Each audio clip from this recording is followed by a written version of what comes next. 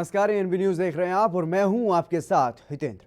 पिछले 3 महीने से ज्यादा से चल रहा है भारत और चीन के बीच सीमा विवाद में चीनी पक्ष की हरकतों पर विदेश मंत्रालय ने अपना पक्ष रखा है। मंत्रालय ने कहा है कि भारत वार्ता के जरिए विवाद निपटाने के लिए प्रतिबद्ध है, लेकिन चीन को अपनी हरकतों पर लगाम लगाना होगा। और विदेश मंत्रालय ने यह भी कहा है कि हमने चीनी पक्ष के साथ हालिया गतिविधियों और आक्रामक की कार्रवाइयों का मामला राजनयिक और सैन्य दोनों चैनलों के माध्यम से साझा किया है। हमने उनसे यह अनुरोध किया है कि अनुशासन में रहें और अपने अग्रिम पंक्ति के सैनिकों को ऐसी आक्रामक गतिविधियां करने से रोकें। मंत्रालय ने यह भी कहा है कि 31 अगस्त को जब दोनों पक्षों के स्थानीय कमांडर स्थिति को सामान्य करने के लिए चर्चा कर रहे थे, तब भी चीनी सैनिकों ने उकसाने वाली कार्रवाई की थी और समय रहते रक्षात्मक कार्रवाई के चलते भारतीय पक्ष यथास्थिति को बदलने के लिए किए गए इन प्रयासों को रोकने में सक्षम रहा।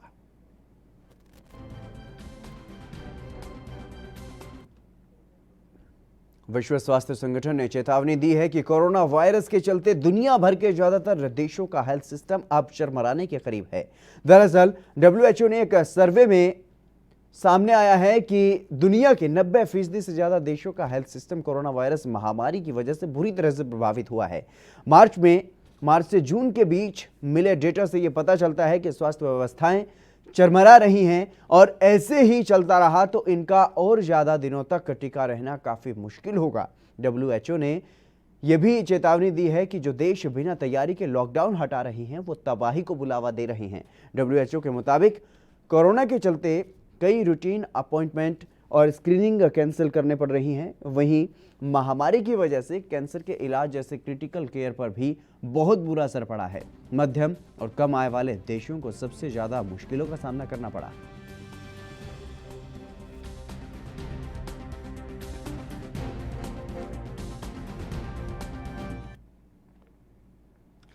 दिल्ली के स्वास्थ्य मंत्री सत्येंद्र जैन ने यह कहा है कि राष्ट्रीय राजधानी क्षेत्र दिल्ली में आज से सीरो सर्वे का तीसरा चरण शुरू हो रहा है और इसके लिए इस बार सीरो सर्वे दिल्ली के सभी वार्डों में किया जाएगा। इस बार सैंपल का साइज 17,000 रखा गया है और उन्होंने ये भी कहा है कि 1 हफ्ते के अंदर सर्वे का काम पूरा हो जाएगा और इससे संशोधित करने में 7 से 10 दिन लगेंगे।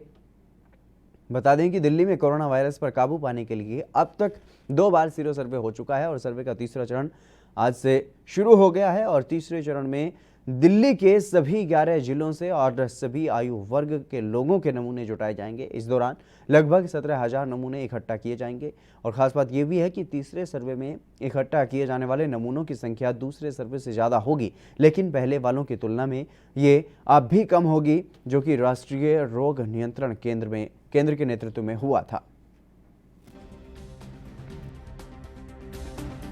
जहाँ तक एलिजिबिलिटी क्राइटेरिया है, हम हर व्यक्ति का टेस्ट कर रहे हैं जो 5 साल से ऊपर होते हैं, क्योंकि ये एक रैंडम सर्वे है, तो हमें ये ध्यान रखना है कि एक ही फैमिली का हम एक ही सदस्य का टेस्ट करें और हम डेली रेजिडेंट्स का कर रहे हैं या फिर कोई जो 6 मंथ से ज़्यादा दिल्ली में रह चुका हो। और हम इस बात का भी ध्यान रख रहे हैं कि प्रीवियस सीरो सर्वे में जो कि 2 राउंड हमारे जुलाई और अगस्त में हुए थे, अगर उन्होंने उस समय सैंपल दिया है तो वो इसमें शामिल नहीं हो सकते। मैम, कहाँ हो रहा है और एज ग्रुप की बात करें तो कौन-कौन से एज ग्रुप हैं जो इसमें शामिल हैं और कैसे करते हैं इस पूरे सर्वे को? ये हम सर्वे ये दिल्ली रेजिडेंट्स का है। हम लोगों ने अबाउट 17,047 सैंपल्स लेने हैं और जहां तक नॉर्थ डिस्ट्रिक्ट के सैंपल साइज का सवाल है, हमने 1224 नॉर्थ डिस्ट्रिक्ट में सैंपल्स लेने हैं और हमारे सेंटर में आज का सैंपल साइज है 45 सैंपल्स और हम लोग ये काफ़ी सारे सेंटर्स में कर रहे हैं। पूरे पहले से सैंपल साइज पता है, सब कुछ प्लान है और सारी लॉजिस्टिक्स हम लोगों ने अरेंज करी हैं पहले से। और जहाँ तक कि एज ग्रुप का सवाल है, हम लोगों ने 3 भाग में विभाजित किया है। 5 से 17 ईयर्स तक हम लोग 30% सैंपल ले रहे हैं और 18 से 49 ईयर्स तक की ग्रुप में हमने 50% सैंपल्स लिए हैं और more than 50 years of age हमने 20% सैंपल्स लिए हैं।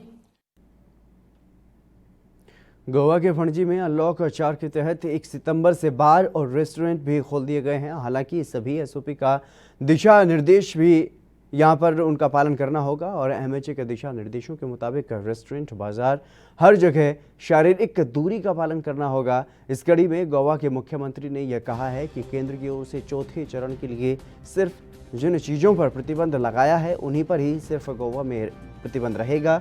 और वहीं होटल, बार और रेस्टोरेंट खुलने से होटल कारोबारियों और पर्यटकों में खासा उत्साह देखने को मिला है। तो जिस तरीके से अनलॉक 4 देश भर में अब लगाया गया है, उसी को ध्यान में रखते हुए अब गोवा में लगभग सभी बार और रेस्टोरेंट्स जो हैं वो खोल दिए गए हैं। जो कंटेनमेंट जोन से बाहर जो इलाके हैं वहाँ पर पूरी तरह से अनलॉक करने के दिशा निर्देश केंद्र सरकार ने दिए हैं। तो ऐसे में दिशा निर्देशों को केंद्र सरकार के पूरी तरह से फॉलो करते हुए गोवा सरकार ने अब राज्य में सभी होटल और रेस्टोरेंट्स को भी खोलने की अनुमति दे दी है। हालांकि एसओपी का पूरी तरह से पालन करने के दिशा निर्देश दिए गए हैं। जितने भी जो नियम हैं होटल में, जिस तरीके से लोग घुसते हैं तो उसकी थर्मल स्कैनिंग और हैंड सैनिटाइज़र या सैनिटाइजेशन का जो पूरी प्रोसेस है उसका पालन करते हुए और शारीरिक दूरी का ध्यान रखते हुए सभी काम धंधों को किया जा सकता है। और होटल और रेस्टोरेंट में भी इसी तरीके से सैनिटाइजेशन का जो ध्यान है वो रखना होगा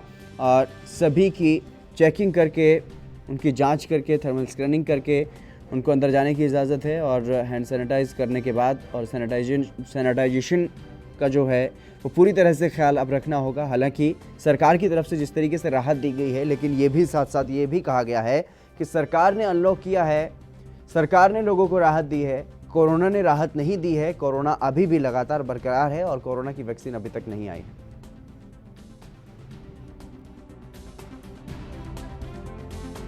नहीं, अभी तो फिलहाल अच्छा है क्योंकि हम हमारे गेस्ट के पास आए थे 2 दिन से, तो वो बोले बाहर मत निकलो, ये मत निकलो। तो आज से जब खुला है तो अच्छा लग रहा है। ऐसे कुछ नहीं है कि तभी भी थोड़ा बहुत ऑफ है।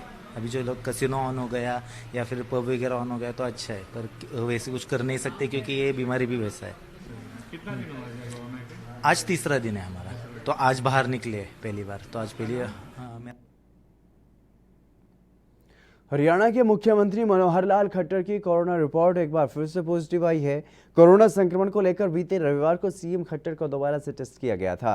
एक बार फिर से उनकी रिपोर्ट पॉजिटिव आई है, यानी उन्हें अभी भी कुछ और दिन मेदांता अस्पताल में ही रहना पड़ेगा। और बता दें कि मुख्यमंत्री मनोहर लाल खट्टर को कोरोना संक्रमण के चलते 10 दिन पहले गुरुग्राम के मेदांता अस्पताल में भर्ती करवाया गया था और वो 24 अगस्त को कोरोना पॉजिटिव पाए गए थे, जिसके बाद उनकी उम्र को देखते हुए उनको 25 अगस्त की सुबह 2:30 बजे मेदांता अस्पताल में भर्ती करवाया गया था और वो डायबिटीज़ के भी मरीज हैं। ऐसे में मेदांता के कोविड केयर टीम के मुखिया डॉक्टर सुशीला कटारिया की देखरेख में उनका इलाज चल रहा है। और सीएम के हेल्थ बुलेटिन में ये भी कहा गया था कि सीएम मनोहर लाल खट्टर के सभी अंग ठीक से काम कर रहे हैं और उन्हें कोई भी खास परेशानी नहीं है और अभी कुछ दिन और वो अस्पताल में ही भर्ती रहेंगे।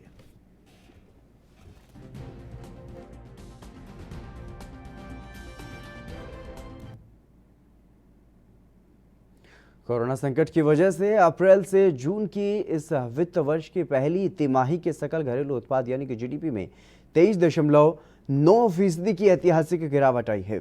ये पिछले 40 साल की सबसे बड़ी गिरावट है और देश के सामने एक बहुत बड़ा आर्थिक संकट है, इस बात का स्पष्ट संकेत है। ऐसे में राजनेताओं से लेकर के आम जनता तक इस पर अपनी प्रतिक्रियाएं दे रहे हैं और इसी कड़ी में आम आदमी पार्टी के मुख्य प्रवक्ता सौरभ भारद्वाज ने भी प्रतिक्रिया देते हुए क्या कुछ कहा है वो आपको सुनवाते हैं। मैं बीजेपी वालों से जानना चाहूँगा कि आप एक योग्य आदमी बता दीजिए कि इनकी योग्यता है कि वो 125 करोड़ भारतीयों के देश की अर्थव्यवस्था चला सके।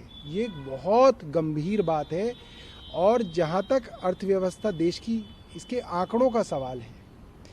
हम इस क्वार्टर पे जाएं ना, इससे पहली जो तिमाही थी जनवरी से लेकर मार्च तक, उसमें भी इंडस्ट्रियल आउटपुट हो, मैन्युफैक्चरिंग हो, ऐसे कई की डेटा थे जो नेगेटिव में थे, मतलब वो श्रिंक हो रहे थे, वो श्रिंक हो रहे हैं कई सालों से। नोटबंदी से अर्थव्यवस्था के ऊपर बड़ा धक्का लगा, उसके बाद जीएसटी जो आया उसने पूरी अर्थव्यवस्था में कैओस मचा दिया। अब कोई तरीका नहीं है, कोई विजन नहीं दिख रहा सरकार का कि वो अर्थव्यवस्था के बारे में सीरियस भी है नहीं है। और जो बड़ी समस्या जो अब आने वाली है वो ये है कि राज्यों के पास इतने पैसे भी नहीं है कि वो अपने कर्मचारियों के लिए तनख्वाह दे सकें।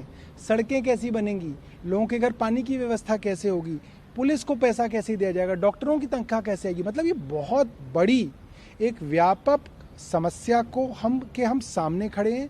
मुझे लगता है कि इसकी बड़ी चर्चा पूरे देश के अंदर होनी चाहिए। सभी चर्चाएं जो हैं इसके आगे बेईमानी है, उनका कोई फायदा नहीं है। इसके ऊपर गंभीर चर्चा होनी चाहिए, सभी दलों को साथ लेके इसके ऊपर चर्चा। भारत के सकल घरेलू उत्पाद यानी कि जीडीपी की विकास दर में लॉकडाउन के शुरुआती महीनों वाली तिमाही में जबरदस्त गिरावट हुई है और इस मामले में आरजेडी नेता मनोज झा ने भी प्रतिक्रिया दी है। उन्होंने कहा है कि हम एक अंधे कुएं में धकेले जा रहे हैं और क्या कुछ कहा है उन्होंने, वो भी आपको सुनवाते हैं। मैं समझता हूँ ये चिंता जो आपकी है, देश की है, ये चिंता सरकार की है या नहीं। इन्हें तो ग्रीन शूट्स दिख रहे थे। कुछ हफ्तों पहले एफएम ने प्रेस कॉन्फ्रेंस करके कहा ग्रीन शूट्स दिख रहे हैं। ये ग्रीन शूट्स वाले हालात है। कोई क्षेत्र नहीं है अर्थव्यवस्था का जो लहलुहान नहीं है और कोई चिंता भी नहीं है। हम एक अंधे कुएं में धकेले जा रहे हैं। कोविड से पहले भी हमारी अर्थव्यवस्था नाजुक थी, लहलुहान थी और कोविड ने रही सही कसर तोड़ दी। चिंता इस बात की है कि जो लोग हुकूमत में हैं, जो ओहदेदार हैं, वो क्या सोच रहे हैं। क्या एकदम आत्मनिर्भर बना दिया कि जहां जाए अर्थव्यवस्था चली जाए, फ्री फॉल। मैं समझता हूं सामूहिक चिंतन की आवश्यकता है। फौरी तौर पर आप क्या कर सकते हैं, इसके लिए वो इनिशिएटिव लेना होगा। डिनाइल में अगर आप रहे, चाहे सरहद की बात हो या हद की बात हो, डिनाइल किसी भी सरकार की ढाल नहीं होनी। देश के पूर्व राष्ट्रपति प्रणब मुखर्जी का मंगलवार दोपहर 2 बजे लोधी रोड स्थित शवदाह गृह में राजकीय सम्मान के साथ अंतिम संस्कार किया गया। इस कड़ी में तमाम राजनेताओं ने उनकी यादों को याद किया है और वहीं आईपीएल के पूर्व चेयरमैन और कांग्रेस नेता राजीव शुक्ला ने भी उन्हें याद किया है। प्रणब बाबू का जाना भारतीय राजनीति के लिए बहुत बड़ी क्षति है, क्योंकि ऐसे राजनेता थे, वो न केवल संविधान के रक्षक थे, बल्कि वो राजनीति में मूल्य, परंपराएं और जो प्रावधान है संवैधानिक, उन सब का अनुसरण करते थे और उस हिसाब से ही वो जो है राजनीति में कोई कदम उठाते थे। कांग्रेस के लिए तो एक तरह से गाइडिंग फोर्स थे, उन्हीं से सलाह लेके सारे काम होते थे। हर चीज़ में उनको कंसल्ट किया जाता था। तो उनका अनुभव इतना विशाल था, 50 साल की राजनीति थी उनकी। और मुझे अवसर मिला उनके साथ काम करने का। जब मैं मंत्री था, संसदीय कार्य मंत्री, तो वो तो संसदीय कार्य मंत्री नहीं थे, लेकिन सारा काम वही देखते थे। तो हम बराबर उनसे संपर्क रोज सुबह शाम होता था और राष्ट्रपति बनने के बाद भी बहुत बुलाते थे, उनके पास जाते थे। बड़ी बातें सीखने को मिली, बहुत चीज़ें जानने को मिली। मतलब वो जो है एक ऐसा मानो कि मूविंग इंसाइक्लोपीडिया थे हर चीज़ पे। कितना उन्हें याद रहता था कि 1900, एक बार मुझे बता रहे तो 1934 में कांग्रेस के लखनऊ अधिवेशन में फला व्यक्ति ने ये रेजोल्यूशन मूव किया था। एक एक चीज़ उन्हें याद रहती थी और रोज़ डायरी लिखते थे। वो जो दिन भर हुआ शाम को एक डायरी में लिख लेते थे वो, ताकि वो आगे कभी किताब लिखना रहे पढ़े तो दस्तावेज जो है सबूत उसके लिए वो रखते थे। डेली वो डायरी लिखते थे। और 12 बजे रात के पहले मैंने तो कभी देखा नहीं कि सोने जाते हो।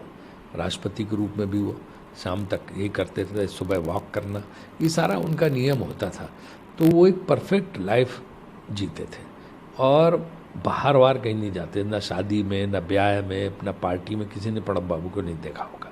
सोशलाइजिंग बिल्कुल नहीं करते थे, अपने काम पे फोकस। देश के रक्षा मंत्री रहे, देश के वित्त मंत्री रहे, विदेश मंत्री रहे, लेकिन उन्हें ये था कि वो गृह मंत्री नहीं रह पाई। बात वो कई बार कहते थे कि उनका एक होम मिनिस्ट्री रह गई, जिसको नहीं वो जो है उस पर रह पाए, कभी बन नहीं पाए। और मैं समझता हूँ राष्ट्रपति के रूप में भी उन्होंने, उनका कार्यकाल बहुत अच्छा रहा। 2 सरकारें उन्होंने देखी, लेकिन किसी को कोई गिला शिकवा उनसे नहीं रहा। और क्योंकि उन्होंने संविधान को, कहते थे कि भाई जो मैग्ना कार्टा है, जो जैसे ब्रिटेन संविधान बना, उससे हमारा जो संविधान है, मैं संविधान का रक्षक हूँ, मैं प्रोटेक्टर ऑफ कॉन्स्टिट्यूशन हूँ, उस हिसाब से जो है हम चलेंगे। उस हिसाब से उन्होंने वो गरिमा बना के रखी और बहुत प्यार भी करते थे, हमेशा बुलाते रहते थे। और ऐसी इतनी चीज़ें सीखने को मिली, इतनी किस्से उन्होंने सुनाए इंदिरा जी के साथ के। इंदिरा जी के बड़े भारी प्रशंसक होते थे। तो मुझे लगता है कि वो ओल्ड स्कूल ऑफ थॉट के लीडर थे।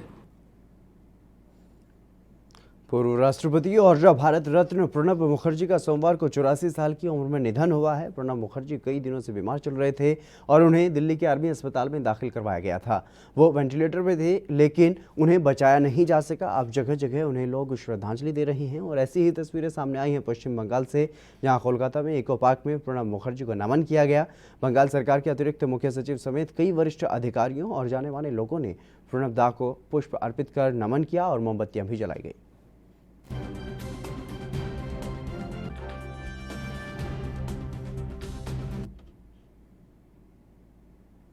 छत्तीसगढ़ के पूर्व सीएम रमन सिंह अपने विधानसभा क्षेत्र राजनांदगांव पहुंचे, जहां पर लोगों ने उनका जोरदार स्वागत किया। इस दौरान उन्होंने विधायक कार्यालय का उद्घाटन किया और रमन सिंह ने मीडिया से बातचीत करते हुए यह भी बताया कि अभी हाल ही में विधानसभा का सत्र समाप्त हुआ है। उन्होंने कहा कि सरकार कोरोना संक्रमण को रोकने के लिए असफल रही है और क्या कुछ कहा है उन्होंने, वो भी आपको सुनवा देते हैं।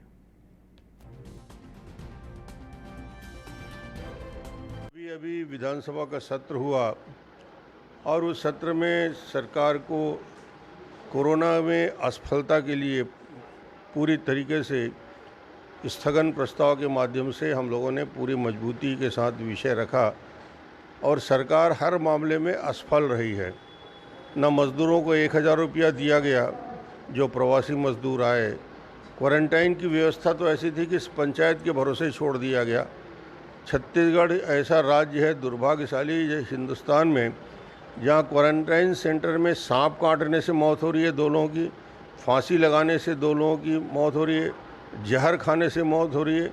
इसका मतलब ये है कि लोगों को क्वारंटाइन सेंटर से ज़्यादा बेहतर फांसी लटक के मर जाने लगा। इतनी अव्यवस्था पूरे क्वारंटाइन सेंटर में छत्तीसगढ़ में दिखी और आज भी वही हालत। मध्य प्रदेश के मुख्यमंत्री शिवराज सिंह चौहान ने सभी बिलों को माफ करने का आदेश दे दिया था, लेकिन उसके बाद भी बिजली के बिल अभी तक माफ नहीं हुए हैं और इसको लेकर के हमारे संवाददाता सुनील मालवीय ने वैराग्यानंद उर्फ मिर्ची बाबा से खास बातचीत की है। हमारे साथ मौजूद है मिर्ची बाबा, आइए हम उनसे बात करते हैं। बाबा, आपका एएनबी न्यूज चैनल में बहुत बहुत स्वागत है। जी बताएं। बाबा, अभी आपने एक पत्रकारों को बुलाया, प्रेस कॉन्फ्रेंस की। शिवराज सरकार ने पूरे बिजली के बिल माफ़ कर दिए हैं, जिसके बावजूद भी आपने कहा है अभी कि हमारे बिजली के बिल कोई माफ़ नहीं हुई। तो किस प्रकार आपके बिल माफ़ नहीं हुई, किस प्रकार ये देखते हैं आप? देखिए, पहली बात तो ये है कि शिवराज सिंह घोषणा मास्टर माइंड है। एक घोषणा बहुत जल्दी कर देते हैं, लेकिन उन पे अमल नहीं होता है। रहा सवाल ये कि उनके बिजली बिल की उन्होंने जो घोषणा की है, अधिकारी उसे मान नहीं रहा है, अधिकारी उसे स्वीकार नहीं कर रहा है। क्योंकि मैं तो ग्वालियर था, भोपाल में अभी पहुंचा हूं 2 दिन पहले। 2 दिन पहले आया तो मैं जिस मकान में रह रहा हूं, मेरे पास तो कोई व्यवस्थाएं नहीं है, सारी की व्यवस्थाएं भाग तो जगत करते हैं, साधु के पास कुछ नहीं होता। उस व्यवस्था में ये है कि आप देखिए, कमलनाथ जी ने बिजली बिल इतना माफ़ किया था कि 200 रुपये आ रहे थे, किसी के और कम आ रहे थे। लेकिन पहली बात तो ये है कि जब से शिवराज सरकार आई है, तब से बिजली बिलों ने हर प्राणी की नाक में दम कर दिया, इतना पैसा आ रहा है। दूसरा, इन्होंने घोषणा की है कि बिजली बिल सारे माफ़ किए जाएंगे और माफ़ कर दी गए। अब उसे अधिकारी मान नहीं रहे हैं, तो नहीं मान रहे हैं तो ये मेरे पास में बिजली बिल का ये साथ प्रमाण रखा है। मैं प्रमाण के साथ बात कर रहा हूँ, बिगर प्रमाण के। अधिकारी क्या कह रहे हैं आपको? अधिकारी जब आप बिल जमा करने गए थे रीइश्यू करवाने के लिए, तो अधिकारी का क्या कहना है? अधिकारी का कहना ये है कि कोई बिजली बिल माफ नहीं हुए, कोई हमारे ऐसे संज्ञान में नहीं है। तो जब अधिकारी इस बात को कह रहे हैं तो शिवराज सिंह क्यों झूठी घूंट की घोषणा कर रहे हैं? माना जाए मैं तो सन्यासी हूं, तो किसी भगत ने या किसी ने भी व्यवस्था कर दी। जो आज 2 रुपए कमा रहा है, मजदूरी कर रहा है, किराए से रह रहा है, उसे बिजली बिल भरना है, तो वो कहाँ से भरेगा? क्यों उसको धोखे में रख रहे हैं? उसको धोखे में तो ना रखें। और रहा सवाल, शिवराज सिंह चौहान ये कहते थे कि मैंने बिजली बिल माफ कर दिए, तो ये प्रमाण है। अगर तुमने बिजली बिल माफ कर दिया तो अधिकारी से मान क्यों नहीं रहे हैं? किस लिए नहीं मान रहे हैं अधिकारी? इसलिए शिवराज सिंह चौहान वही काम कर रहे हैं जो महाभारत में दुर्योधन ने किया। और अब तो इनको एक ताकत और विचार में इनके आना चाहिए। ये दुर्योधन है, जबरन का मुख्यमंत्री है, इसे मध्य प्रदेश की जनता पुनः फिर उखाड़ फेंकेगी, ये तय है। क्योंकि बिजली बिल के ऊपर ये राजनीति कर रहे हैं, गौ माता के ऊपर कर रहे हैं। क्या मध्य प्रदेश में 27 विधानसभा पर उपचुनाव होना था, तो उपचुनाव को लेकर ये क्या घोषणा मान रहे हैं आप शिवराज जी? अरे घोषणा क्या मान रहे हैं? घोषणा है, घोषणा मान नहीं रहा हूं, प्रमाण के साथ बात करना। घोषणा है, झूठ मूठ की घोषणा है जनता को रिझाने के लिए, मैं तो प्रमाण दे रहा हूं ना। तो क्या लगता है आपको विधानसभा में, क्या लगता है आपको? विधानसभा में क्या लगता है? मुझे एक ही चीज लगती है कि जनता के साथ में शिवराज सिंह झूठ मूठ की घोषणाएं मत करो, जनता को छलो मत। जैसे दुर्योधन ने जनता को छला, दुशासन ने चीरहरण किया, ऐसे ही ये दुर्योधन है शिवराज सिंह चौहान, और दूसरा सिंधिया, इनको मिल गया दुशासन। ये जनता का चीरहरण कर रहे हैं, इस चीरहरण को बंद करें और सच्चाई जनता के सामने लाएं। तो ये थे हमारे साथ वैराग्यानंद मिर्ची बाबा। इनका निश्चित तौर से कहना है जो शिवराज सिंह सरकार ने जो बिजली के बिल माफ़ किए थे, लेकिन जो बाबा अब हैं बता रहे हैं कि उनके हाथ में दस्तावेज भी बिल हैं, जो बिल जमा करने गए थे, तो अधिकारी इस बात से नकारा कर रहे हैं कि बिजली का बिल आपका माफ़ नहीं हुआ। कैमरामैन बंटी शर्मा के साथ ANB न्यूज़ सुनील मालवी। मुंबई के कांदिवली पूर्व समता नगर में नगर सेविका योगिता भोयर के मार्गदर्शन में एक हवन का आयोजन किया गया और विधायक प्रकाश सुरवे के कोरोना संक्रमण से जल्द ठीक होने की कामना की गई। इस हवन का आयोजन उन्हीं के लिए किया गया था और हवन आयोजन में खास बात ये रही कि जहां पर हवन किया गया वहां पर दो तरह की तस्वीर लगाई गई थी। एक तस्वीर विधायक प्रकाश सुरवे की और दूसरे गणपति बप्पा की, जिसमें त्रिशूल लेकर के बप्पा कोरोना वायरस को मार रहे हैं। मुंबई में लगातार कोरोना प्रादुर्भाव बढ़ते जा रहा है। ऐसे में इस समय उपस्थित है मुंबई के वार्ड क्रमांक 25 में, जहां पर देख सकते हैं कि हवन यज्ञ का आयोजन किया जा रहा है। ये हवन यज्ञ आयोजन सिर्फ इसलिए किया जा रहा है क्योंकि आज जो है गणपति बप्पा जो है विदाई लेने वाले हैं। वहीं दूसरी तरफ हमारे लाडले विधायक प्रकाश सुरवे जी जो है कोरोना संक्रमित हो गए हैं। आप देख सकते हैं कि यहाँ तस्वीरें लगाई गई है प्रकाश दादा सुरवे के, जिनमें साफ तौर पर लिखा गया है कि पूरी समाज जो है आपके पीछे है। आप समझ सकते हैं कि किस तरह से लोगों के लाडले हैं प्रकाश सुरवे दादा। दूसरी तस्वीरें लगाई गई विघ्नहर्ता श्री गणेश की, जो लगातार कोरोना को अपने त्रिशूल द्वारा छत विछत करते हुए नजर आ रहे हैं। ऐसे में बताया जा रहा है कि आज जब विघ्नहर्ता श्री गणेश लोगों से विदाई लेकर जाएंगे तो कोरोना लेकर साथ में जाना चाहिए। ऐसे मान्यता को लेकर आज जो है यहाँ जो है हवन यज्ञ का आयोजन किया जा रहा है। आप देख सकते हैं तमाम तस्वीरें में लगातार तमाम लोग बैठे जो यज्ञ का आयोजन कर रहे हैं। जिस तरह से पंडित जी ने पूरे आयोजन को अंजाम दिया गया है, उसमें बताया गया है कि कोरोना को लेकर जो है कहीं न कहीं लोगों को इससे निजात मिले, इसके लिए किया जाता है। हमारे साथ आयोजक कर्ता योगेश भोयर जी हैं, जानकारी देंगे किस तरह से पूरे आयोजन को अंजाम दिया गया। Yogesh ji,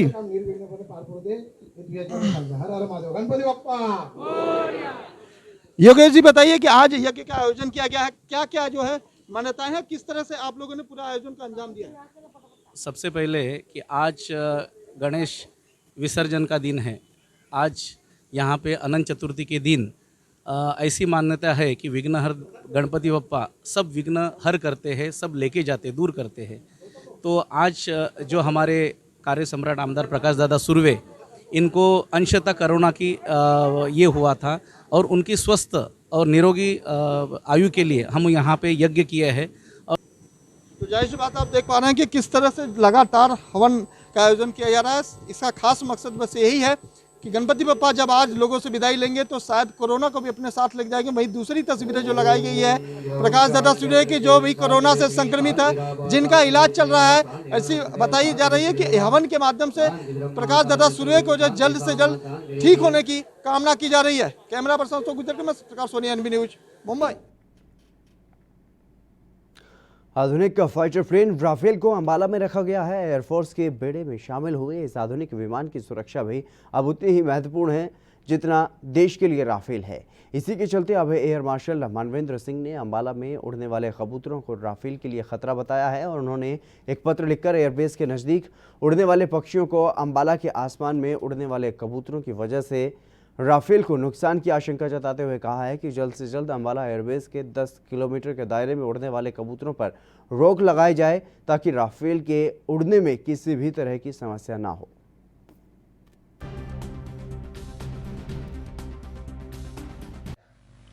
Shri Manvinder Singh ji air marshals director general ने हमारे chief secretary Shrimati Keshni Arora IAS को एक पत्र लिखा और वह पत्र हमारे पास director general urban local body से प्राप्त हुआ। उसमें ये किया गया है कि जो भी एयर स्टेशन जहाँ पर भी हैं उन एरिया में पक्षियों को ना रखा जाए, क्योंकि रफेला खतरा होने के कारण पक्षी 10 किलोमीटर के आसपास नजर नहीं आने चाहिए वहाँ पर। तो इस संदर्भ में नगर निगम अम्बाला के द्वारा लोगों को नोटिस दिया गया है और उनको ये कहा गया कि अपने कबूतर जो पक्षी हैं अपने म्यूनिसिपल लिमिट्स और एयर स्टेशन 10 किलोमीटर से दूर ले जाएं। राफेल को देखते हुए जो कबूतर पालने वालों को नोटिस आए हैं, तो राफेल पहले हमारे लिए कबूतर ज़्यादा जरूरी नहीं है। अगर राफेल की सुरक्षा को देखते हुए हमें अपने कबूतर अम्बाला से बाहर ले जाने पड़े तो हम इसमें कोई बुराई नहीं। चलिए यहाँ रुकेंगे फिलहाल छोटे से ब्रेक के लिए, जल्द हाजिर होंगे।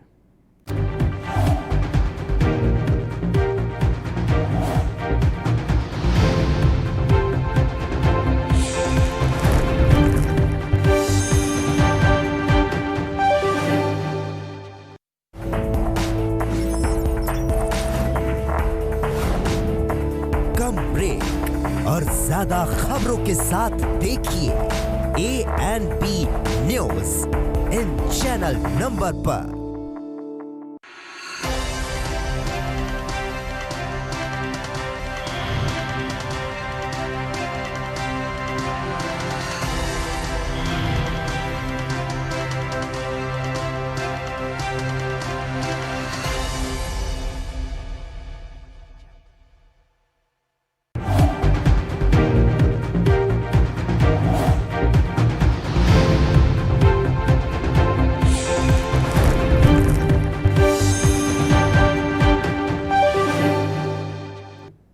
ब्रेक के बाद एक बार फिर से आप सभी का स्वागत है। खबरों में आगे बढ़ेंगे। यूपी के जालौर में सरकार की अनोखी पहल देखने को मिली है। दरअसल मृत हो चुकी माटी कला को दोबारा से जीवन देने का काम अब किया जा रहा है। बता दें कि यूपी सरकार ने माटी कला बोर्ड का गठन कर प्रदेश के हजारों माटी कला उद्योग से जुड़े हुए परिवारों के हित में काम किया है।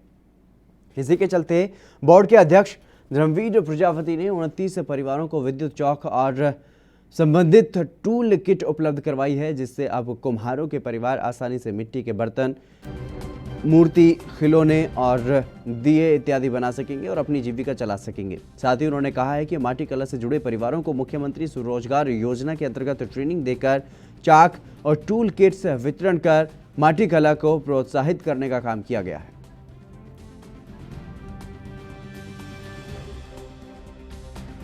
आभार व्यक्त करूंगा आदरणीय मुख्यमंत्री जी का। देश की आज़ादी के बाद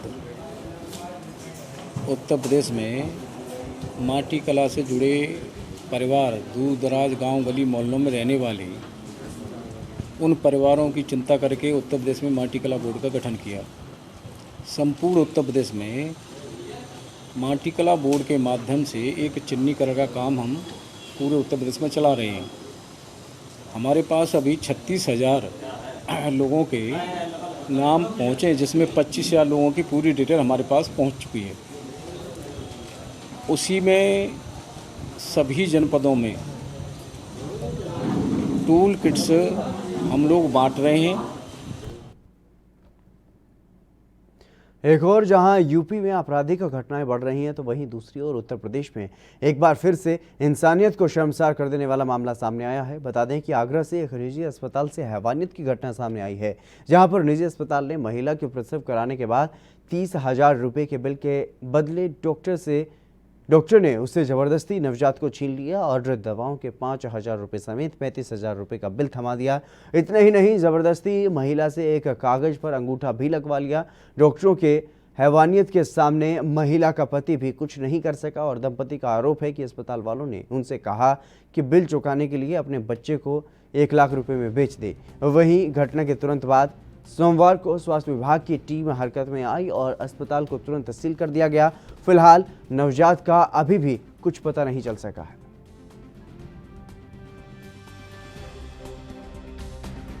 जाता है। लगा हुआ तो कितने रुपए दिए थे उन्होंने, क्या कही थी कि रिश्तेदारों को देना है, क्या करना है? रिश्तेदारों को दी थी। रिश्तेदारों को हाँ, रिश्तेदारों को दिए थे। रिश्तेदारों को हाँ, मैं नहीं हो गया, बिन नहीं हो गई तो चलो तुम खर्चो बताए दो, अस्पताल को सब खर्चो बताए दियो, सो हम तो हिसाब पेमेंट कर देंगे मैं 12 बजे तक। कितना बैठ रहा हूँ? 25,000 बताए थे मैडम ने। हाँ, 25,000 रुपये खर्चो है जाएंगे तुम्हारो। तुम हाँ, मैं जब बच्चा अब मुझे नहीं मालूम सर, मेरे को अब जे ना मालूम, मुझे ना मालूम। हाँ, जे तो मैंने बेगियों करे तो मैंने कितना खर्चे उठ गए, हमारा बच्चा अमाना दे अमाना कर रहे हैं, मतलब पेमेंट कर देंगे। अब मुझे नहीं मालूम सर, मैं बता दूं गैर हो से हाँ, ऑपरेशन की दे चल दो फिर तो। एक जेपी हॉस्पिटल है जो जहाँ पर कुछ सूचना मिली थी कि बच्चे को उन्होंने नहीं दिया था सर्जरी के उपरांत, सर्जरी से बच्चा पैदा हुआ, वो बिल पेमेंट करने में अभी जो सुनने में आ रहा है, तो उसी के लिए हमने टीम भेजा था। तो टीम में वहाँ कोई ना डॉक्टर मिला ना कोई मरीज मिला, तो स्वयं संज्ञान लेके उसके अभी फ़िलहाल सील कर दिया गया और 2 दिन में उनको बुलाया गया है नोटिस देकर कि आगे अपने सारे साक्ष्य प्रस्तुत करें कि क्या किया। अगर कोई इस तरह की चीज़ निकल के आती है तो उनमें ज़रूर उनके खिलाफ कार्रवाई की जाएगी। सब ये घटना 24 तारीख की बताई जाएगी।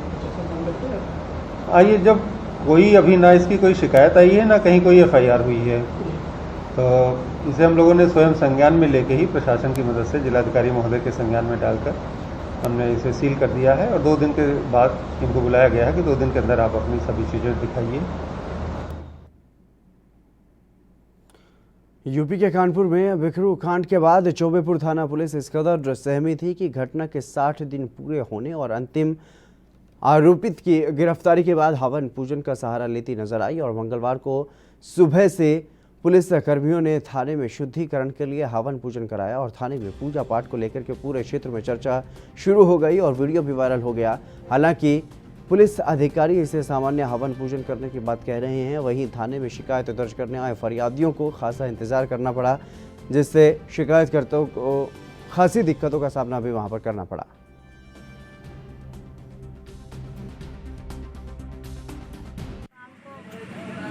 आदमी को हमारे 20,000 रुपया लेती है, वो छुटा लिए और सुबह आए हम लोग सामने सही सारा करने ले तो हम लोगों को मारो।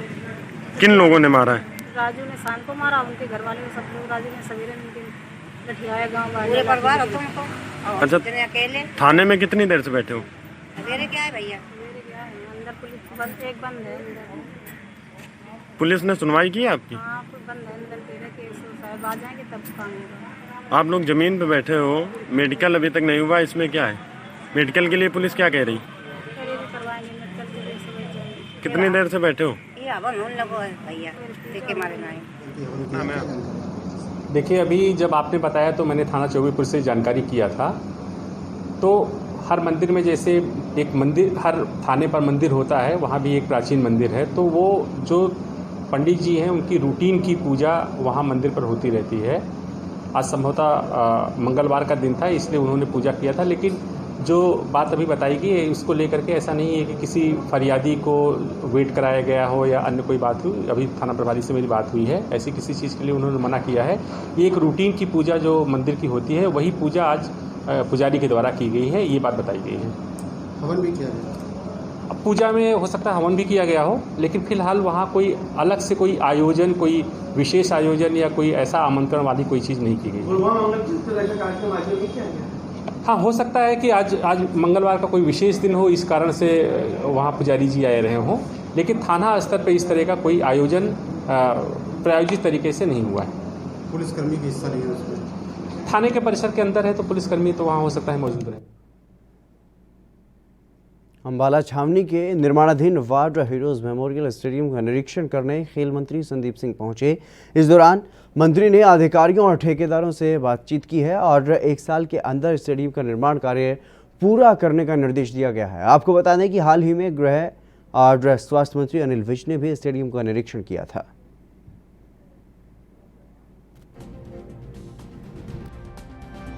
तीनों जगह जिम्नास्टिक्स जो हॉल बना है और फुटबॉल का जो और एथलेटिक्स का जो ग्राउंड बन रहा है मतलब, और स्विमिंग पूल का, और साथ ही में जो हॉस्टल बना है 300 बेड्स का, तो इसके ऊपर मैंने सारी इंस्ट्रक्शन किया है और जहाँ जहाँ कमियाँ हैं और जहाँ जहाँ फास्ट करने का काम है, जो भी यहाँ पर इंजीनियर हैं और जो ठेकेदार हैं उसको दी है, हमारे DSO हमारे साथ हैं, इनको भी मैंने डायरेक्शन दी है कि किस तरीके से इसको और आगे फास्ट करना है, क्योंकि समय कम है, खेलो इंडिया आ रहा है और वैसे भी पिछले साल हमें हैंड ओवर होना चाहिए था, अभी तक हुआ नहीं है, तो कहीं ना कहीं ठेकेदार की और उनकी कमियां हैं, उसको मैंने डायरेक्शन दे दिया, वार्निंग दे दी है कि डेडलाइन दी है कि आप इतने समय के अंदर हमें काम करके दें, और मैं जाकर अभी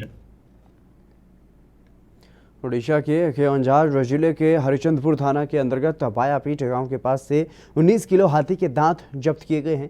सोमवार देर रात को आनंदपुर वन विभाग की टीम ने हाथी दांत को जब्त करने के साथ ही इस मामले में 3 लोगों को गिरफ्तार भी किया है। हाथी दांत कहां भेजे जा रहे थे, तस्करों की तार कहां फैले हुए हैं, वन विभाग की टीम उसकी जाँच कर रही है और जानकारी के मुताबिक एक कार के जरिए हाथी के दांत को ले जाने की खबर मिलने के बाद आनंदपुर के DFO के नेतृत्व में वन विभाग की टीम ने उक्त कार का पीछा किया और करीबन 3 किलोमीटर तक पीछा करने के बाद बायापीठ गांव के पास गाड़ी को रोका। तीनों अभियुक्त हाथी के दांत को कार में छोड़ करके भागने लगे, लेकिन वन विभाग की टीम ने दौड़ करके उन्हें पकड़ लिया और इसके बाद टीम ने जब गाड़ी की तलाशी ली तो उसके अंदर से 19 किलो वजन के 14 हाथी के दांत मिले हैं, जिनकी बाजार में कीमत करीब 10 लाख रुपए होने का अनुमान जताया जा रहा है और हाथी के दांत और कार को जब्त कर गिरफ्तार तीनों अभियुक्तों से पूछताछ भी की जा रही है।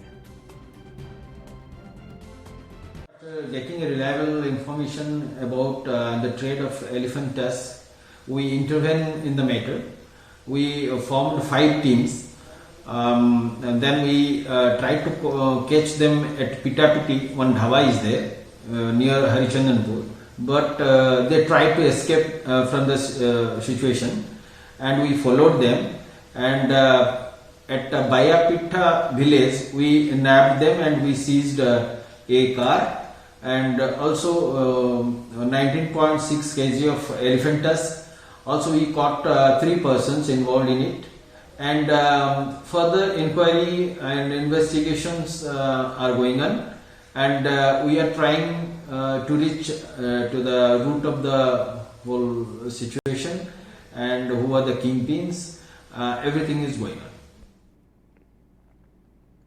यूपी के जौनपुर में हरिपुर मोहल्ला में दबंग बहू की दबंगई का मामला सामने आया है। वहीं बुजुर्ग दंपति न्याय की गुहार में पुलिस अधीक्षक के कार्यालय का चक्कर काट रहे हैं, लेकिन पुलिस प्रशासन बुजुर्ग दंपति की कोई सुध नहीं ले रहा है। ऐसे में बुजुर्ग दंपति भी महिला की दबंगई के सामने खुद को असहाय महसूस कर रहे हैं और दर दर की ठोकरें खाने पर मजबूर हैं। बता दें कि अभी तक दबंग बहू के ऊपर पुलिस ने कोई FIR तक दर्ज नहीं की है, जिसके चलते बुजुर्ग दंपति ने CM योगी से न्याय दिलाने की अपील की है।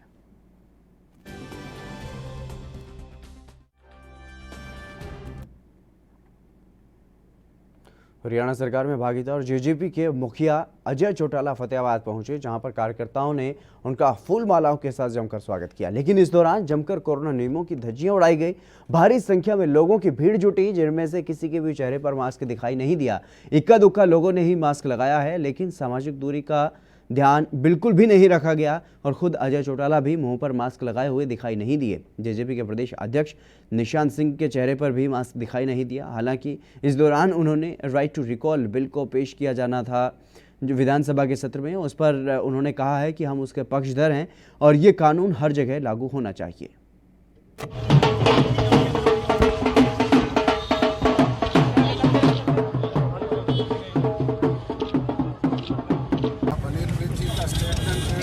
पढ़ते नहीं, उन्होंने ये भी कहा है कि मैं और दूषण दोनों भ्रष्टाचार के खिलाफ लड़ रहे हैं और शराब घोटाले में जो लोग दोषी थे उनको सलाखों के पीछे भेजने का काम किया है, उन्हें निरंतर बेनकाब करने का काम किया है। सर, ये राइट टू रिकॉल लाया जा रहा था, उसका क्या रहा? चौधरी देवीलाल जी की विचारधारा शुरू दिन से कि चुने हुए प्रतिनिधियों को जनता जनार्दन का अगर उनकी भावनाओं पे खरा नहीं उतरे तो उन्हें वापस बुलाने का अधिकार है। हम इसके पक्षधर हैं। सर ये क्या विधानसभा में भी लागू नहीं होना चाहिए जैसे अभय चौटाला ने? लागू होना चाहिए।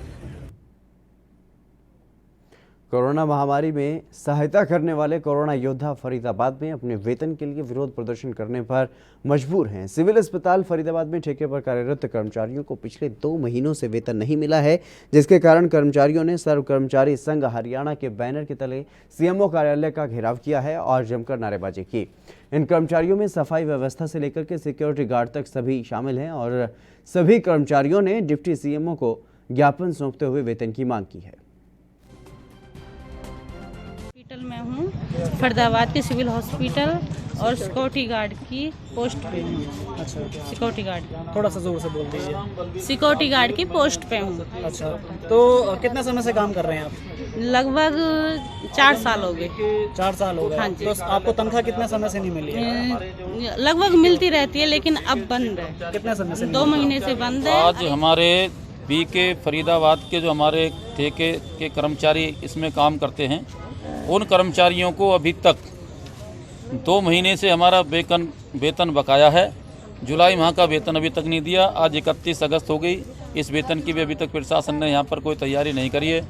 और जुलाई 2019 का एक वेतन हमारे एक तनख्वाह महीने की हमारी तनख्वाह इन पर बकाया है।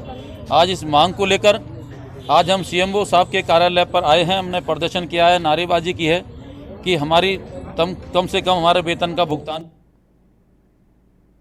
कहते हैं पढ़ाई पर सभी का समान अधिकार होता है, लेकिन फिर भी किन्हीं कारणों की वजह से कुछ बच्चे पढ़ाई से अछूते ही रह जाते हैं। लेकिन अभी भी कुछ लोग ऐसे हैं जो अपना कीमती समय देकर के ज़रूरतमंद बच्चों को मुफ्त में शिक्षा दे रहे हैं। ऐसे ही एक मामला चंडीगढ़ में देखने को मिला है, जहां पर नेहा डोगरा नाम की वकील ज़रूरतमंद बच्चों को मुफ्त में शिक्षा दे रही हैं। इस बारे में नेहा ने क्या कुछ कहा है वो आपको सुनवाते हैं।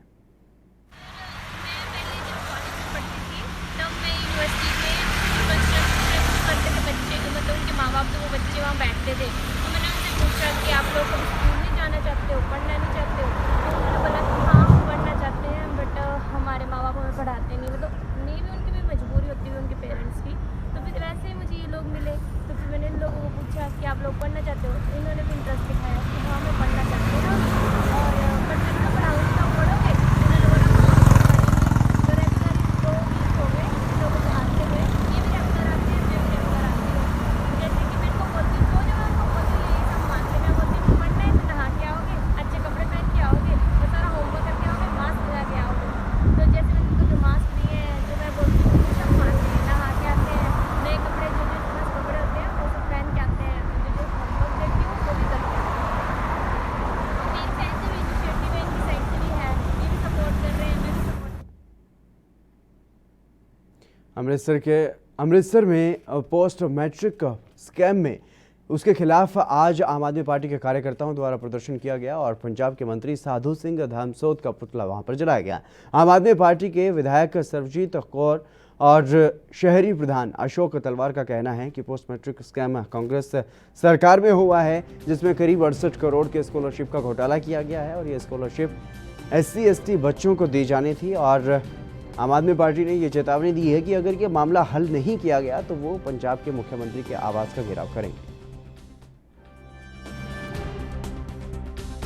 मैट्रिक स्कैम, हाँ जी, ਜਿਹੜਾ पोस्ट मैट्रिक स्कैम आ सरकार कांग्रेस सरकार ने किया हैगा, ਜਿਹਦੇ ਆਵਜ ਦੇ ਵਿੱਚ करीब 68 करोड़ ਦੇ स्कॉलरशिप ਦਾ ਇਹਨਾਂ ਨੇ SC/ST ਬੱਚਿਆਂ ਦਾ स्कॉलरशिप ਜਿਹੜੇ ਮਿਲਨੇ ਸੀ ਉਹਨਾਂ ਦਾ ਘੁਟਾਲਾ ਕੀਤਾ ਹੈ। ਇਹਦੇ ਬਾਵਜੂਦ 3,15 ਕਰੋੜ ਰੁਪਇਆ ਹੋਰ ਹੈ ਜਿਹੜਾ ਸੈਂਟਰ ਤੋਂ ਆਇਆ ਸੀ। ਇਹਨਾਂ ਨੇ ਉਹ ਬੱਚਿਆਂ ਦੀਆਂ ਜਿਹੜੀਆਂ ਫੀਸਾਂ ਹੈਗੀਆਂ, ਐਡਮਿਸ਼ਨ ਫੀਸਿਸ ਹੈਗੀਆਂ, ਇੰਸਟੀਟਿਊਸ਼ਨ ਨੂੰ ਨਹੀਂ ਜਮ੍ਹਾਂ ਕਰਾਈਆਂ, ਜਿਹਦੇ ਕਰਕੇ ਅੱਜ ਕਰੀਬ 3.5 ਲੱਖ ਬੱਚਾ SC/ST ਸਮਾਜ ਦਾ ਅੱਜ ਬਿਲਕੁਲ ਪੜ੍ਹਾਈ ਤੋਂ ਵੰਚਿਤ ਹੋ ਗਿਆ ਹੈਗਾ। ਅੱਜ ਦਾ ਪ੍ਰਦਰਸ਼ਨ ਸਾਨੂੰ ਮਜਬੂਰੀ ਬਸ ਕਰੋਨਾ ਨੇ ਮਹਾਮਾਰੀ ਦੇ ਵਿੱਚ ਨਿਕਲਣਾ ਪਿਆ ਸੜਕਾਂ ਤੇ, ਕਿਉਂਕਿ ਕੈਪਟਨ ਸਾਹਿਬ ਆਪਣਾ ਜਿਹੜਾ ਸਰਕਾਰੀ ਆਵਾਸ ਛੱਡ ਕੇ, ਸਰਕਾਰੀ ਦਫ਼ਤਰ ਛੱਡ ਕੇ 21 ਮਾਰਚ ਤੋਂ ਬਾਅਦ ਲਗਾਤਾਰ ਆਪਣੇ ਇਕਾਂਤਵਾਸ 'ਚ, ਉਸ ਤੋਂ ਪਹਿਲਾਂ ਵੀ ਨਹੀਂ ਕਿਸੇ ਨੂੰ ਮਿਲੇ, ਪਰ ਹੁਣ ਤਾਂ ਉਹਨਾਂ ਨੇ ਆਪਣਾ ਸ਼ਾਹੀ ਮਹਿਲ ਸ਼ੀਸ਼ ਮਹਿਲ ਤਿਆਰ ਕਰ ਲਿਆ। ਸਿਸਮਾਂ ਦੇ ਜੰਗਲਾਂ 'ਚ ਬੈਠੇ ਆ, ਪੰਜਾਬ ਦੀ ਕੂਕ ਉੱਥੇ ਤੱਕ ਜਾਂਦੀ ਨਹੀਂ।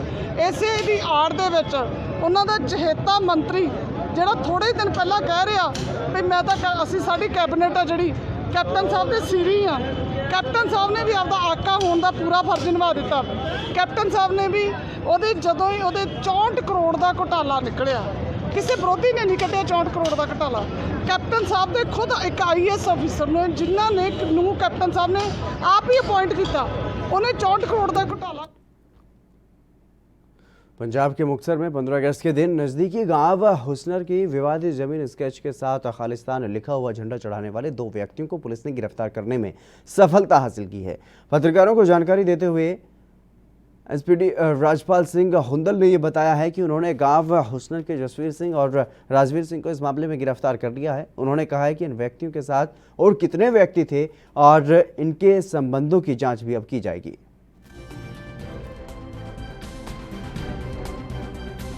ਘਟਨਾ ਸਾਨੂੰ ਸਵੇਰੇ ਇਨਫੋਰਮੇਸ਼ਨ ਮਿਲੀ ਸੀ ਕਿ ਹੁਸਨਰ ਦੇ ਵਿੱਚ ਕੁਝ ਮੁੰਡਿਆਂ ਨੇ ਇੱਕ ਆਪਣੇ ਖਾਲਿਸਤਾਨ ਦਾ ਲਿਖ ਕੇ ਝੰਡਾ ਚੜਾਇਆ ਤੇ ਅੱਜ ਅਸੀਂ ਅਰੈਸਟ ਕੀਤੇ ਆ ਤੇ ਉਹਦੇ ਵਿੱਚ 2 ਦੋਸ਼ੀ ਅਰੈਸਟ ਹੋ ਗਏ ਨੇ ਤੇ ਉਹਨਾਂ ਦਾ ਰਿਮਾਂਡ ਅਸੀਂ ਲਿਆ ਤੇ ਉਹਨਾਂ ਦੇ ਇੰਟਰੋਗੇਸ਼ਨ ਲਈ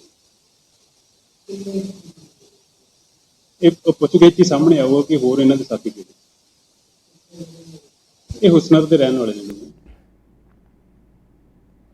हिमाचल के कुल्लू में पार्वती जल विद्युत परियोजना दूसरे चरण में दुनिया की सबसे लंबी हेड्रेस टनल निर्मित हो रही है और 33 किलोमीटर की यह टनल बरशेनी से सिउंड तक बन रही है और इस टनल के माध्यम से पार्वती नदी का पानी घाटी से दूसरी तरफ सेंज घाटी के सिउंड में उतारा जाएगा और यहाँ पर पावर हाउस में 800 मेगावाट विद्युत उत्पन्न होगी।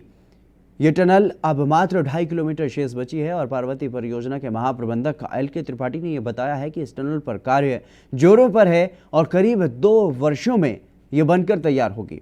वे यहाँ पर CSR के तहत स्कूलों को कंप्यूटर वितरित करने के बाद पत्रकारों को संबोधित कर रहे थे। देखिए, पार्वती परियोजना बहुत ही महत्वाकांक्षी परियोजना है। इसमें इंडिया की सबसे लंबी वाटर कन्वेइंग टनल है जो 32 किलोमीटर है। इसमें से हम लगभग 29.5 किलोमीटर जो है कंप्लीट कर चुके हैं। अगर हम छोटी बड़ी सारी टनल मिलाएं तो 50 किलोमीटर से ऊपर बैठेंगे।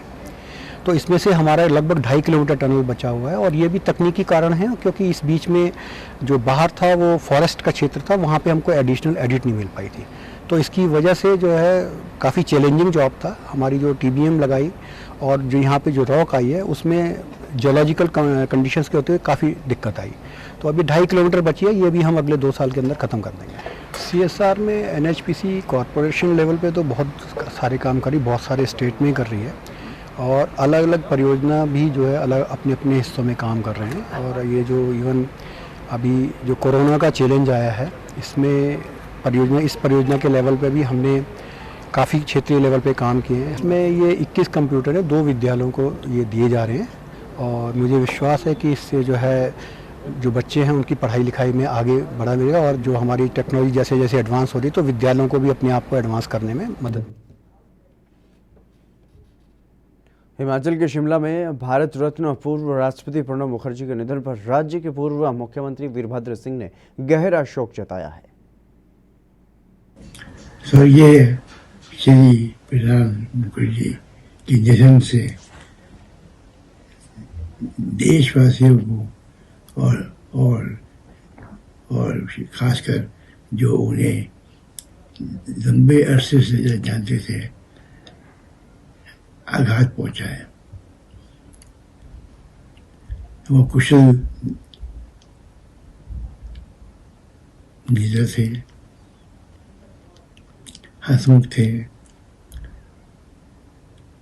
और हमेशा वो लोगों से साथ बड़े प्यार से मिलते थे। आज वो नहीं है, उसे हम सब बहुत जो उनको लंबे अरसे से जानते थे एक बड़ी कमी। मध्य प्रदेश के भंडारा में जहां एक और केंद्र सरकार गरीबों को निःशुल्क अनाज वितरित कर रही है तो वहीं दूसरी ओर कैलाश सेल्समैन गरीबों के इस अनाज को कालाबाजारी कर व्यापारियों को बेच रहा था और वन सुरक्षा समिति जामन्या की उपभोक्ता दुकान से 52 कट्टे गेहूं हेराफेरी करते हुए धनगांव पुलिस ने जब्त किया है। और जानकारी के मुताबिक धनगांव थाना के ग्राम पंचायत जमन्या की उपभोक्ता राशन दुकान से सेल्समैन कैलाश यादव ने उनसे 52 कट्टे गेहूं की हेराफेरी कर खंडवा की ओर ले जा रहा था और भनक लगते ही ग्रामीणों ने उसका पीछा किया और इसकी सूचना पुलिस को दी, जिसके बाद पुलिस ने कार्रवाई करते हुए आरोपी को गिरफ्तार कर लिया है।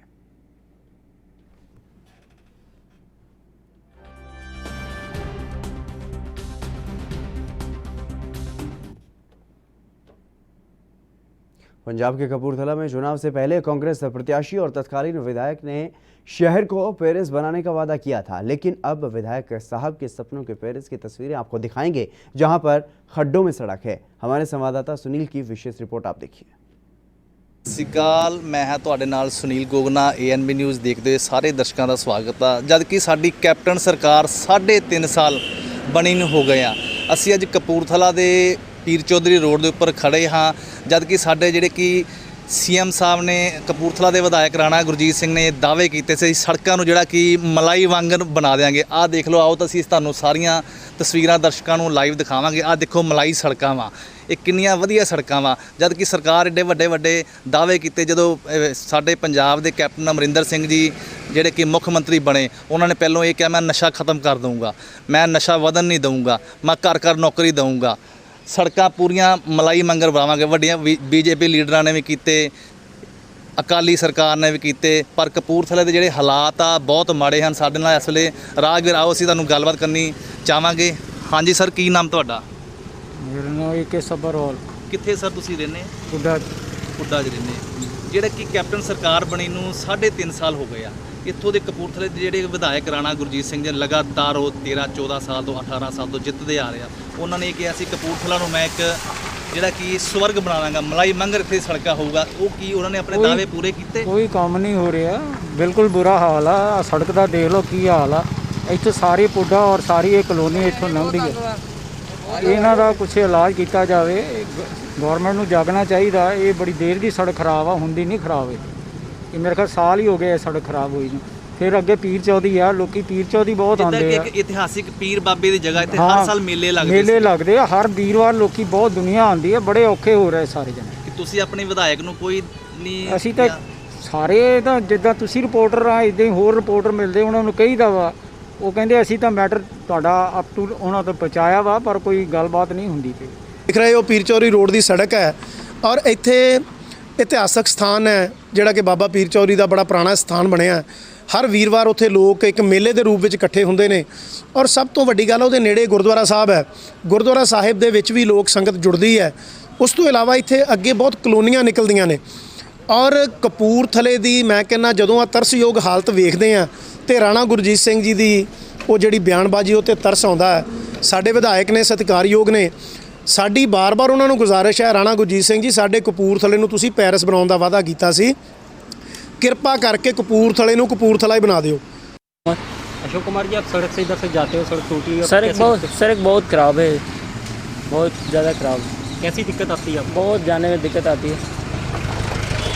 जैसे आप चलिए भेजते हो कई बार? हाँ, ये तो सर इस सड़क में बहुत गिर जाते, कई बार उठाना पड़ता है दोबारा वापसी आके।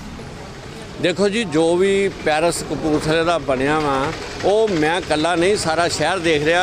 ਪਿਛਲੇ 20 ਸਾਲਾਂ ਤੋਂ ਸਾਡੇ ਇਸ ਹਲਕੇ ਦੇ ਵਿੱਚ ਕਾਂਗਰਸ ਦੇ ਹੀ ਵਿਧਾਇਕ ਜਿੱਤੇ ਆ ਰਹੇ ਆ। ਮੰਨ ਲਓ ਸਰਕਾਰ ਕਿਸੇ ਵੇਲੇ ਅਕਾਲੀ ਦਲ, ਭਾਰਤੀ ਜਨਤਾ ਪਾਰਟੀ ਦੀ ਸੀਗੀ, ਪਰ ਹਰ MLA ਨੂੰ ਆਪਣੇ ਹਲਕੇ 'ਤੇ ਖਰਚਣ ਵਾਸਤੇ ਉਹਦੀ ਪਾਵਰ ਦੇ ਮੁਤਾਬਕ ਡਿਸਕ੍ਰਿਸ਼ਨਰੀ ਪਾਵਰ ਹੁੰਦੀ ਆ, ਉਹਨੇ ਖਰਚਣੇ ਹੀ ਹੁੰਦੇ ਆ। ਔਰ ਜੋ ਕਪੂਰਥਲੇ ਦੀ ਹਾਲਤ ਹੈ ਇਸ ਵੇਲੇ ਸਾਰਿਆਂ ਦੇ ਸਾਹਮਣੇ ਆ ਔਰ ਦੁਰਦਸ਼ਾ ਇਸ ਸ਼ਹਿਰ ਦੀ ਇੰਨੀ ਹੋਈ ਆ, ਜਿਹੜਾ ਰਾਜਿਆਂ ਦਾ ਸ਼ਹਿਰ ਕਹਿ ਰਿਹਾ ਮਹਾਰਾਜਾ ਕਪੂਰਥਲਾ ਦਾ ਸ਼ਹਿਰ ਸੀ, ਬਹੁਤ ਮਾੜੀ ਹਾਲਤ ਹੈ ਸ਼ਹਿਰ ਦੀ। ਵਾਟਰ ਸਪਲਾਈ ਦੀ ਬੁਰੀ ਹਾਲਤ ਆ, ਸਫਾਈ ਦੀ ਬੁਰੀ ਹਾਲਤ ਆ, ਥਾਂ 'ਤੇ ਮਲੇਰੀਏ ਦੀ ਤਿਆਰੀ, ਡੇਂਗੂ ਦਾ ਪ੍ਰਕੋਪ ਵੱਧ ਰਿਹਾ ਵਾ, ਪਾਣੀ ਖੜਾ ਸੜਕਾਂ 'ਤੇ, ਗੰਦਗੀ ਸੜਕਾਂ 'ਤੇ ਮਿਲਦੀ, ਜਿੱਧਰ ਨੂੰ ਮਰਜ਼ੀ ਨਿਕਲ ਜਾਓ। ਅੱਜ ਹੈਗਾ ਕਾਂਗਰਸ ਪਾਰਟੀ ਦਾ। ਕਾਂਗਰਸ ਪਾਰਟੀ ਦਾ ਫਰਜ਼ ਬਣਦਾ, ਕਾਂਗਰਸ ਦੇ ਇੱਥੇ ਮੌਜੂਦਾ ਆਗੂਆਂ ਦਾ ਫਰਜ਼ ਬਣਦਾ ਉਹ ਇਹ ਕਪੂਰਥਲੇ ਦੀਆਂ ਸੜਕਾਂ ਬਣਾਉਣ, ਲੋਕਾਂ ਨਾਲ ਜਿਹੜੇ ਵੱਡੇ ਵਾਅਦੇ ਕੀਤੇ ਉਹ ਪੂਰੇ ਕਰਨ। ਅਮਰਿੰਦਰ ਸਿੰਘ ਜੀ ਨੇ ਵੱਡੇ ਵਾਅਦੇ ਕੀਤੇ, ਕੈਪਟਨ ਸਾਹਿਬ ਨੇ, ਸਾਡੇ ਵਿਧਾਇਕ ਸਾਹਿਬ ਜਿਹੜੇ ਉਹਨਾਂ ਨੇ ਵਾਅਦੇ ਕੀਤੇ ਆ ਲੋਕਾਂ ਨਾਲ ਵੋਟਾਂ ਲੈਣ ਵੇਲੇ, ਉਹ ਵਾਅਦੇ ਪੂਰੇ ਕਰਨ। ਲੋਕਾਂ ਦੀਆਂ ਜੇ ਸੜਕਾਂ ਬਣਾਉਣ, ਜਿਹੜੇ ਜਿੰਨੇ ਵੀ ਕਪੂਰਥਲੇ ਦੀਆਂ ਕਮੀਆਂ ਉਹਨਾਂ ਨੂੰ ਦੂਰ ਕਰਨ। ਜੋ ਸੋ ਇਹ ਸਨ ਅੱਜ ਸਾਡਾ ਕਪੂਰਥਲਾ ਦੇ ਜਿਹੜਾ ਕਿ ਸ਼ਹਿਰਾਂ ਦੀਆਂ ਵੱਖ-ਵੱਖ ਜਿਹੜੀਆਂ ਕਿ ਟੁੱਟੀਆਂ ਸੜਕਾਂ ਦੇ ਵਿੱਚ ਸੜਕਾਂ ਦੀਆਂ ਅੰਦਰਾਂ ਜਿਹੜੀਆਂ ਕਿ ਬਾਹਰ ਆਈਆਂ ਹੋਈਆਂ ਸਨ। ਲੋਕਾਂ ਦਾ ਇਹ ਕਹਿਣਾ ਸੀ ਕਪੂਰਥਲਾ ਦੇ ਵਿਧਾਇਕ ਜਦੋਂ ਰਾਣਾ ਗੁਰਜੀਤ ਸਿੰਘ MP ਵੀ ਰਹੇ, ਇੱਥੋਂ MP ਵੀ ਰਹੇ ਅਕਾਲੀਆਂ ਵੇਲੇ, MLA ਵੀ ਰਹੇ, ਲਗਾਤਾਰ ਜਿੱਤਦੇ ਆ ਰਹੇ, ਪਰ ਕਪੂਰਥਲਾ ਦਾ ਬਿਲਕੁਲ ਸੁਧਾਰ ਨਹੀਂ ਹੋਇਆ। ਮੈਂ ਪੈਰਿਸ ਬਣਾ ਦਾਂਗਾ। ਹੁਣ ਅੱਗੇ ਕਾਰਵਾਈ ਦੇਖੋ ਕੀ ਹੁੰਦੀ ਹੈ। ਮੈਂ ਕੈਮਰਾਮੈਨ ਸੁਧੀਰ ਕਸ਼ਪ ਦੇ ਨਾਲ ਸੁਨੀਲ ਗੋਗਨਾ, ANB ਨਿਊਜ਼ कपूरथला। चलिए फिलहाल मेरे साथ खबरों में बस इतना ही। दीजिए इजाज़त, नमस्कार।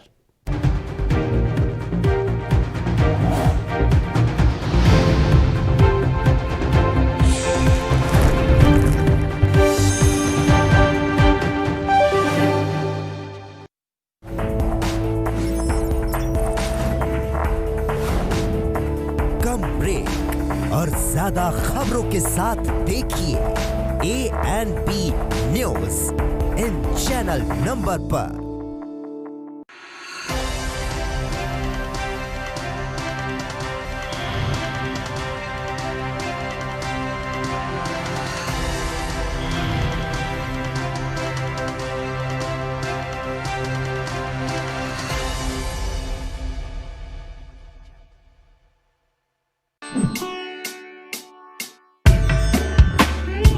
बौद्ध मठ की उत्पत्ति और उत्तर वैदिक काल, कुषाण साम्राज्य और मुस्लिम शासकों का शासनकाल, मथुरा के पेड़े और आगरा का ताज, फिरोजाबाद की चूड़ियां और बनारस का घाट, इलाहाबाद का संगम और बरेली का बाजार, मुरादाबाद पीतल की नगरी और नवाबी नगरी लखनऊ का कसीदाकार, जहां कोस कोस पे बदले है पानी, जहां 2.5 कोस पे बदले है वाणी,